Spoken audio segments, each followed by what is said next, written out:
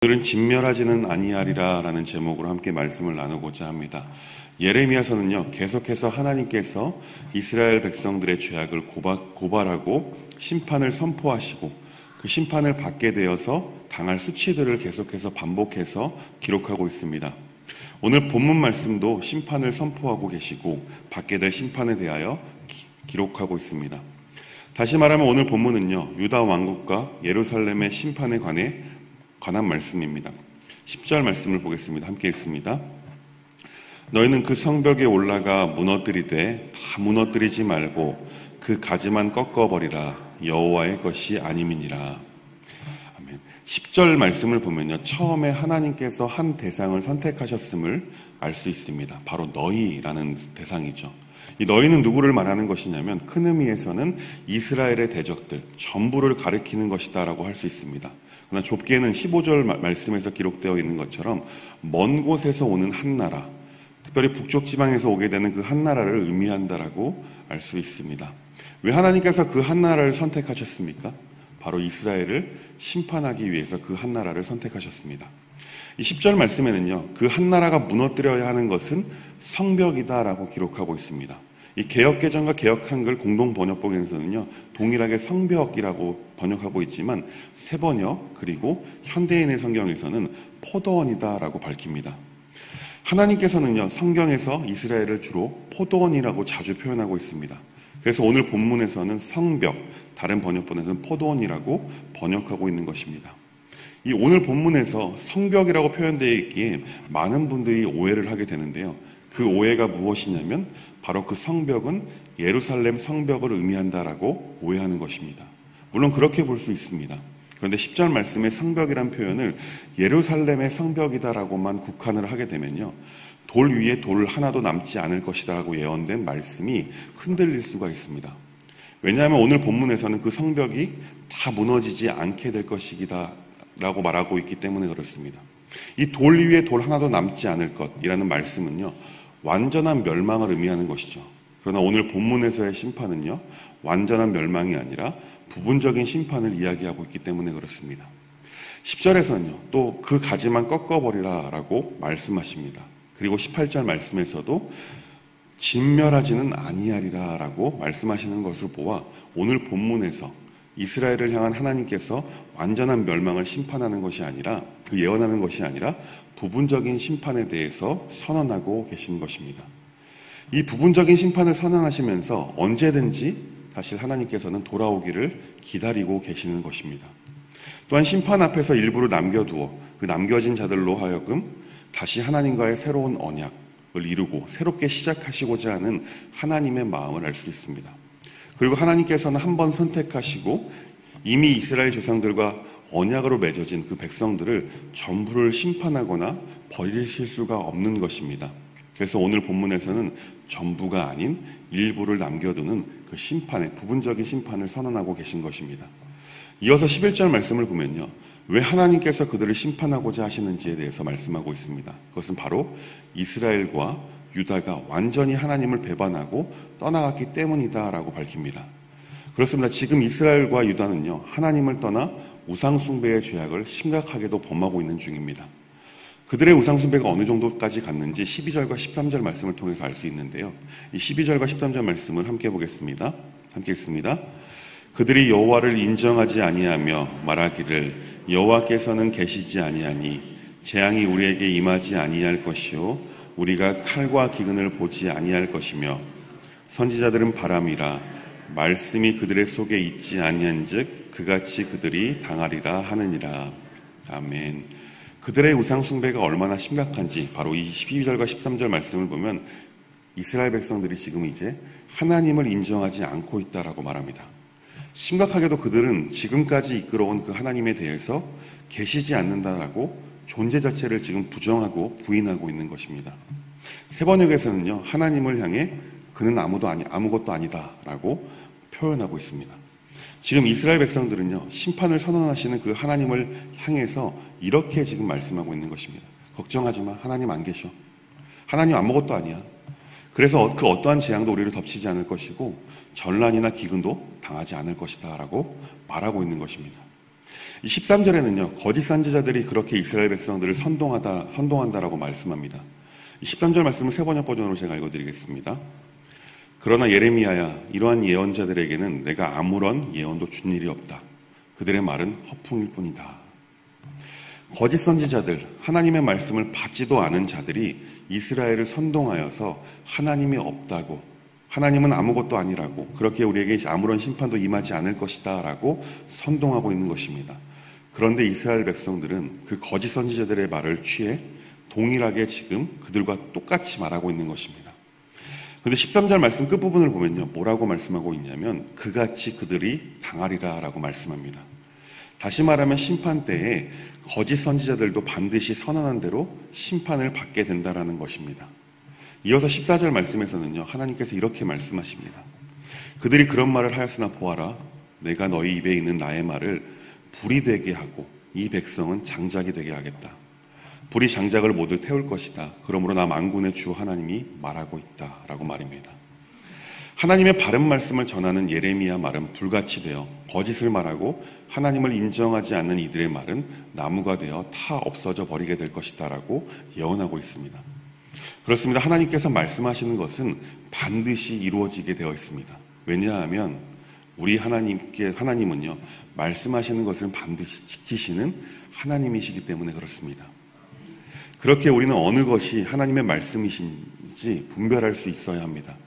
본문의 상황, 이스라엘 백성들은요, 어느 선지자의 말이 하나님의 말씀을 담았는지 전혀 분간하지도 못했습니다.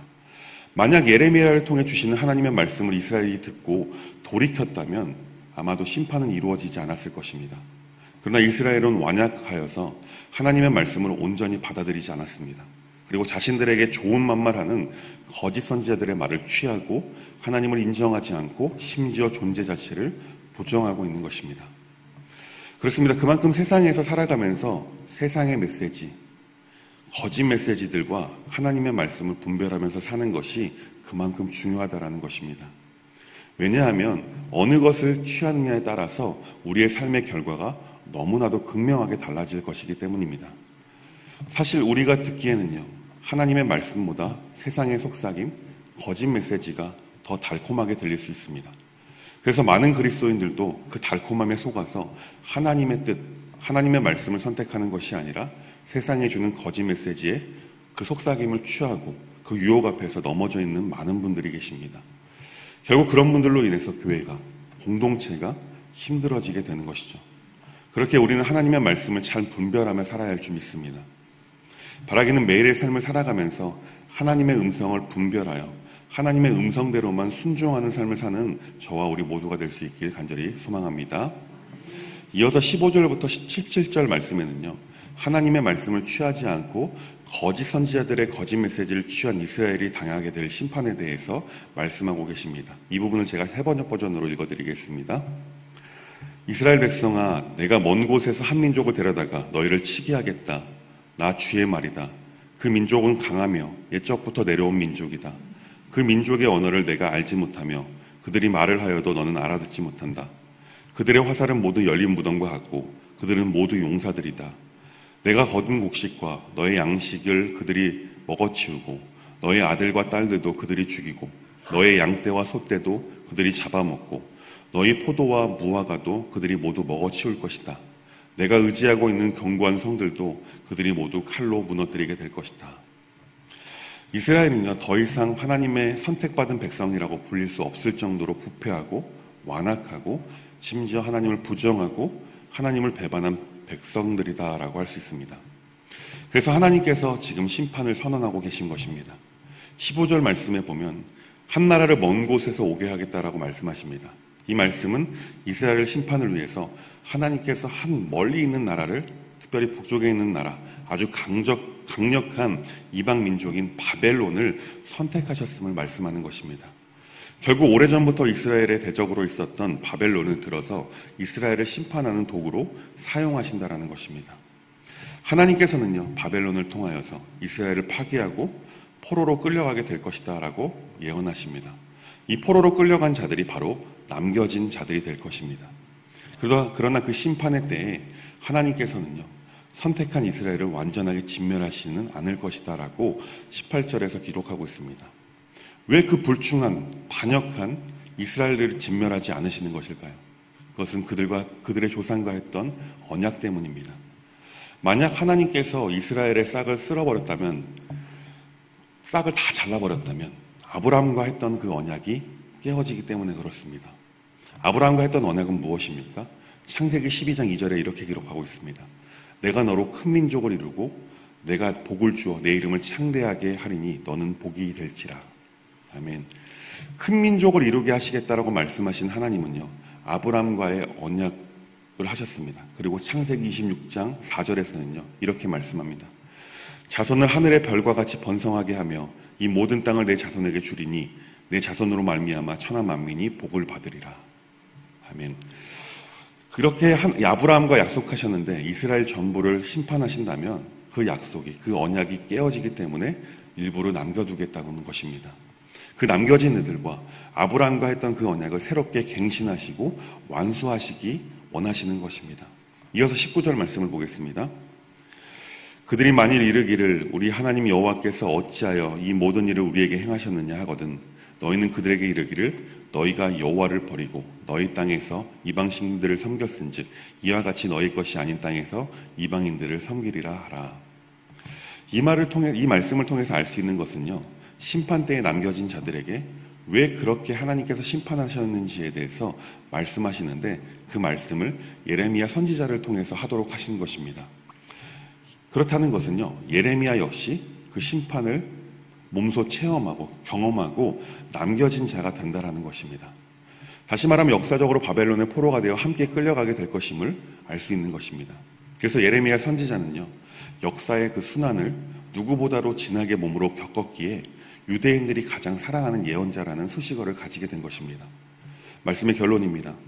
하나님께서는요, 남겨진 자들을 통해 새로운 언약을 이루어 가십니다. 이제는 그 언약이요, 우리에게까지 전해졌고요. 그 언약을 통해, 그 언약이 우리를 통해서 이루어가게 될 것입니다. 사랑하는 법안의 성도 여러분, 우리는 남겨진 이들을 통해서 복음을 듣게 되었습니다. 이제는 그 들려진 복음을 다시금 그들에게로 돌아가게 해야 할 사명이 우리에게 달려 있습니다. 그 복음을 전하고 이스라엘이 그 복음을 온전하게 받아들임으로 하나님께서 그 옛날 아브라함과 하셨던 그 놀라운 언약이 이루어지게 될 것입니다. 이 일에 쓰임받는 우리 모두가 될 수 있길 주님의 이름으로 간절히 축원합니다. 기도하겠습니다. 하나님, 오늘 말씀을 통해 마음 아파하시는 가운데 어쩔 수 없이 심판을 선언하실 수밖에 없는 하나님의 마음이 조금 느껴지게 하시니 감사합니다. 하나님께서는 언약의 하나님이시기에 그 옛날 아브라함과 했던 언약을 지키시기 위해서 심판 앞에서 늘 사람을 남겨두셨습니다.